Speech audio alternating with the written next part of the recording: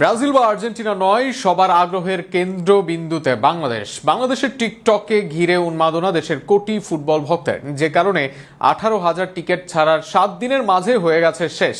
যে ফুটবলে একটা সময় পাওয়া যেত না দর্শক, সেই ফুটবলে এখন টিকিট শেষ। ফুটবলের প্রতি দর্শকদের এই নিবেদন নিয়ে বিস্তারিত থাকছে প্রতিবেদনা। এখনো প্রচলিতভাবে বাংলাদেশের জনপ্রিয় খেলা ক্রিকেট। সেখানে আন্তর্জাতিক মঞ্চে টিকিটের সর্বনিম্ন মূল্য থাকে 200 থেকে 250 টাকার ভেতর। ভেন্যু ও ফরম্যাট ভেদে এর মূল্য কমও হয়ে থাকে। এছাড়া আন্তর্জাতিক দল টুর্নামেন্টের মান অনুসারে টিকিটের মূল্য নির্ধারণ হয়। ক্রিকেট পাগল দেশে অবশ্য এই টিকিট অধিকাংশ বিক্রি হয় বটে, তবে ম্যাচের 1 থেকে 2 দিন আগে বা ম্যাচের দিনও পাওয়া যায় অধিকাংশ টিকিট।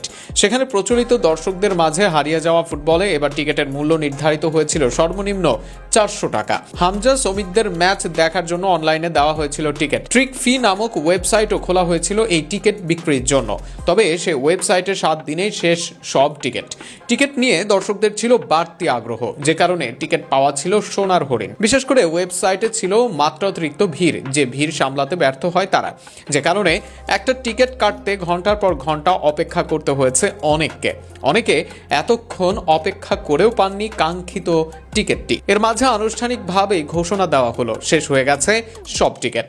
মোট 4 ধরনের টিকিট পাওয়া যেত এই ম্যাচকে ঘিরে। সেখানে ইস্ট গ্যালারি, আপার লোয়ার থেকে ইস্ট বা নর্থ সাউথ গ্যালারি এর উপর নিচের জন্য ছিল টিকিটের সর্বনিম্ন দাম 400 টাকা। 2000 টাকা ছিল ক্লাব হাউসের লোয়ার টিকিট। আর খেলোয়াড়দের বেঞ্চের পেছনে ভিআইপি 1 এর টিকিট মূল্য ছিল 2500 টাকা।